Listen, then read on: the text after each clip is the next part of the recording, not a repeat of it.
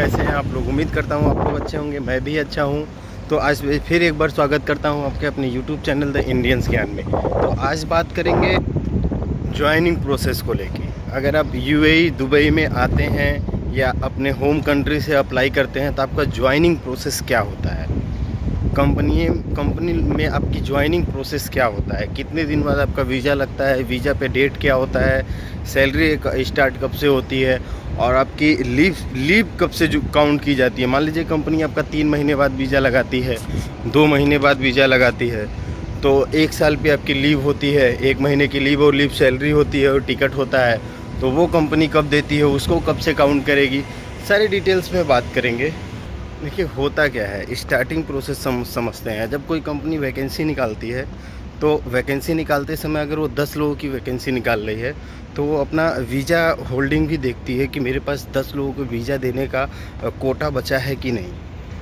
तो कंपनी को पहले अपना कोटा देखना रहता है, कंपनी के पास उतना कोटा बचा है कि नहीं। उसके बाद वो वैकेंसी निकालती है। तो जब आपका सिलेक्शन होता है तो कई कंपनियाँ कई राउंड में सिलेक्शन करती हैं, first round, second round, third round. उसके बाद कई कंपनियां आपसे ट्रायल लेती हैं, 1 हफ्ते का ट्रायल, 2 हफ्ते का डेमो। तो आपको ट्रायल क्लासेस या ट्रायल वर्क करके देना रहता है उन कंपनियों को। तो ये तो अलग से प्रोसेस हो गया। जब आपकी सैलरी स्टार्ट होती है, तो अगर ऑन गवर्नमेंट रूल देखा जाए तो बिना आप वीज़ा अप्लाई किए या ऑफ़र लेटर दिए आप वर्क नहीं करा सकते हैं। 1 हफ्ते का ट्रायल भी कराते हैं तो आपको ऑफ़र लेटर देना रहता है।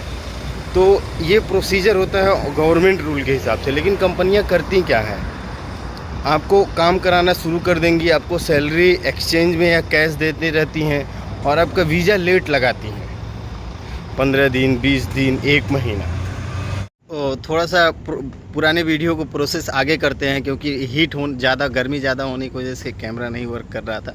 तो बात करते हैं कंपनियां वीज़ा प्रोसेस लेट क्यों करती हैं। वीज़ा प्रोसेस इसलिए लेट करती हैं कि उनको आपको लीव सैलरी और वैकेशन और लीव सैलरी जो होती है, 1 महीने की सैलरी आपको दी जाती है। वो जो बेसिक सैलरी पे मैंने ऑलरेडी एक वीडियो बनाया है कि सैलरी कैसे कंपनियां कम दिखाती हैं बेसिक। वो मेन रीज़न यही होता है कि जब आपकी लीव सैलरी देनी होती है और 1 महीने की छुट्टी देनी होती है तो उसमें वो बेनिफिट पाती हैं, आपकी बेसिक सैलरी मिलती है, छुट्टी। तो ये कैलकुलेशन आपका वीज़ा जब अप्लाई हो जाता है तब से, गवर्नमेंट के हिसाब से तब से कैलकुलेशन होता है। और आप ऑलरेडी कंपनी में वर्क कर रहे होते हो 1 महीने 2 महीने पहले से, तो इसलिए कंपनियां लेट करती हैं। मान लीजिए आप अपने कैलकुलेशन के हिसाब से 6 महीने बाद कंपनी स्विच करना चाहते हैं तो कंपनी के और गवर्नमेंट के कैलकुलेशन के हिसाब से आपका 6 मंथ पूरा हुआ ही नहीं रहता है। तो बहुत सारे चीज़ें होती हैं। जब आप 10 पेपर अपना साइन करते हैं तो उसमें बहुत सारी चीज़ें लिखी रहती हैं। कई सारी कंपनियां केवल साइन कराती हैं, आपको पढ़ने को नहीं देती हैं, आपको नहीं देती हैं वो रखने के लिए उसकी कॉपी। तो बहुत सारे रीजंस होते हैं, हर जगह इस तरह का है। कंपनियां अपना सेफ साइड रखती हैं ताकि अगर आप क्लेम करते हो, उनके अगेंस्ट जाते हो तो वो आपके अगेंस्ट प्रॉपर डॉक्यूमेंटेशन रखती हैं कि आप कंपनी पे ब्लेम ना कर पाएँ। तो ये ओवरऑल डिटेल्स होता है। और प्रोसेस में अगर देखा जाए तो यही प्रोसेस होता है। जब आप कंपनी में ज्वाइन करते हैं तो अपना पासपोर्ट देते हैं। अभी तो पासपोर्ट देने की भी ज़रूरत नहीं होती है, केवल आप अपना सारा कॉपी देते हैं, एक वाइट बैकग्राउंड फ़ोटो देते हैं, वो आप डिजिटल दे सकते हैं, फिज़िकल फ़ोटो देने की ज़रूरत नहीं होती है। कंपनी आपका वीज़ा लगाती है, तो जब वीज़ा लगाती है तब वहाँ से गवर्नमेंट की तरफ से डेट मिलता है आपका, पहले मेडिकल का। कई सारी कंपनियां सेम डे दोनों डेट दे देती हैं। कई सारी कंपनियां, मतलब जब कंपनी आपका वीज़ा लगा देती है गवर्नमेंट में तो आपका स्टेटस चेंज हो जाता है। उसके बाद गवर्नमेंट की तरफ से 2 मंथ का टाइम मिलता है आपको बायोमेट्रिक और मेडिकल कराने का। उसके अंदर ये दोनों चीज़ें सबमिट करनी रहती हैं। तो जब आपका मेडिकल हो जाता है तो फिर वो मेडिकल के साथ एक वो आता है बायोमेट्रिक का। फिर आपका बायोमेट्रिक होता है। जब बायोमेट्रिक हो जाता है, बायोमेट्रिक होने के 15 दिन बाद आपकी एमरेस आईडी आती है। 15 दिन के अंदर मतलब एमरेस आईडी आ जाती है।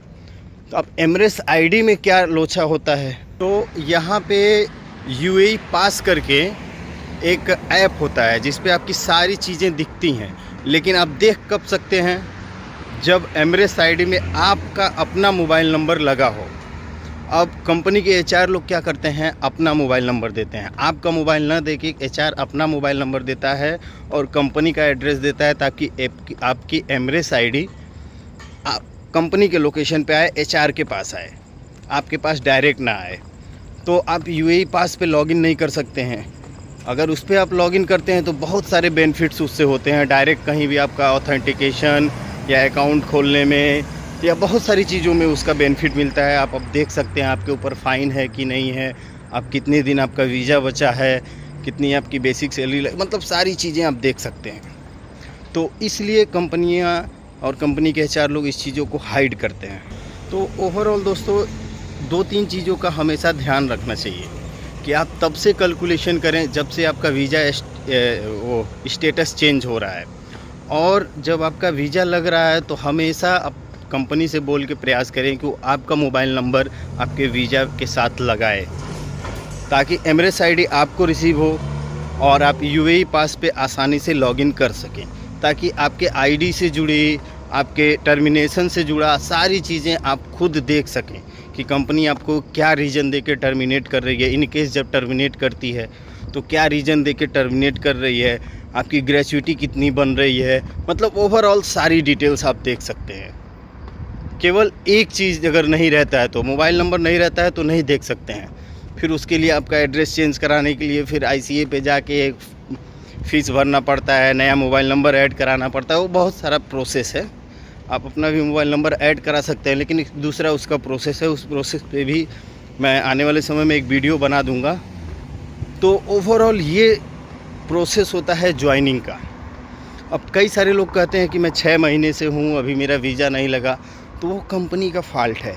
कंपनी आपसे वर्क करा रही है, आपको पैसा भी दे रही है, लेकिन वीज़ा वो बहुत सारे रीज़नों से नहीं लगाती है, क्योंकि आप पोटेंशियल हो, आपसे काम करा रही है। शायद आने वाले समय में उसके पास उतना काम ना रहे, आपको निकाल दे, आप कुछ नहीं कर सकते हैं। दूसरा रीज़न होता है उसका वीज़ा का कोटा, कौन सा बचा है, कौन सा नहीं बचा है। कोटे में भी कई तरह का कोटा होता है, कौन से पोस्ट पे आपको वो लगा रही है। तो ओवरऑल बहुत सारी चीज़ें ध्यान देनी पड़ती हैं कि क्यों नहीं वीज़ा कंपनी लगा रही है, और लगा दी है तो बायोमेट्रिक का डेट क्यों नहीं मिल रहा है, और मेडिकल का डेट क्यों नहीं मिल रहा है। ओवरऑल मिला के कंपनियां जानबूझ के डिले करती हैं। और बहुत सारे सेक्टर में ऐसा है कि बिना आपकी एमरेस आईडी आए हुए आप वहाँ वर्क नहीं कर सकते हैं। जैसे आप किसी मॉल में जाएंगे, फ्लोर पे काम करना है, तो जो थर्ड पार्टी से कॉन्ट्रैक्टर लोग होते हैं, तो मॉल वगैरह तभी आपकी एंट्री देता है वर्क करने का जब आपके पास आपकी एमरेस आईडी होती है। तो उस कंडीशन में लोग, कंपनियां या थर्ड पार्टी वेंडर जो होते हैं, वो पैसा लेते हैं आपसे आपका वीज़ा का। तो ये भी एक दूसरा प्रोसेस होता है, इस पे भी मैं डिटेल्स में बात करूँगा कभी। तो अभी के लिए फ़िलहाल इतना ही। ज्वाइनिंग प्रोसेस ऑल ओवर यही है। 2-3 चीज़ों का हमेशा ध्यान रखें ताकि आपको आगे चल के दिक्कत ना हो। जब आप नए रहते हैं, सपोज़ दैट जब आप नए रहते हैं तो आपको बहुत सारी चीज़ें पता नहीं रहती हैं कि क्यों, कैसे, क्या होना चाहिए, क्या चीज़ को ध्यान देना चाहिए। तो ओवरऑल जो सारी 2-3 चीज़ें मैंने बताई, इसी चीज़ों का ध्यान देना रहता है ताकि आगे चल के आपको प्रॉब्लम फेस ना करना पड़े। तो अभी के लिए बस इतना ही, मिलते हैं अगले वीडियो में।